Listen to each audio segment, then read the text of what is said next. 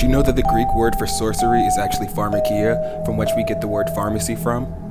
I'm telling you this because people don't realize that a pharmacy is just a place where people make potions.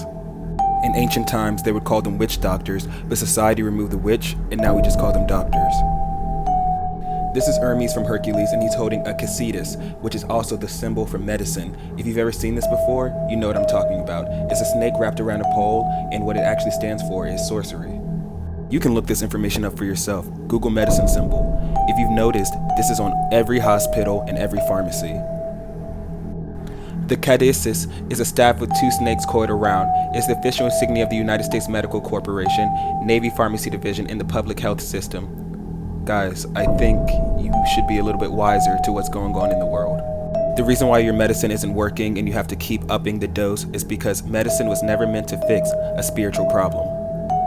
Even if you Google what a medicine man is, in North American Indian peoples, a person believed to have magical powers of healing, a shaman.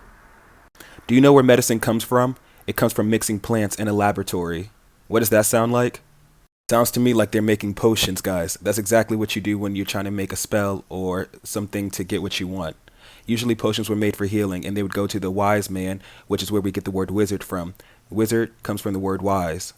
In cultures, people who did medicine were always perceived as people who knew more than others. They're perceived as people who could help them or give them special powers, just like when we take steroids or get medicine from our doctors today. Even when we're talking about this trend, ayahuasca, it comes from South America and is known as a ceremonial spiritual medicine among the indigenous people. You know who makes ayahuasca? Witch doctors or shamans. Do you want to know why the pharmaceutical companies are a billion-dollar industry? It's because Satan is the head of it and he's using it to corrupt people. Back in the 1920s, 30s, and 40s and 50s, people were much healthier and there is no such thing as huge pharmaceutical companies. This is a modern thing. But now in laboratories, they're putting things inside of the food to make you depend on medicines because it's all about money and all about blinding you spiritually. I'm not saying that going to the doctors doesn't help or medicine can't help you, but I just want you to know where the word comes from and what it actually is. Medicine is just a potion, guys. Pharmacies are just pills, magic, everything. It's the same thing. Even when you're getting a prescription, they're just putting a spell on you. They're using chants and words.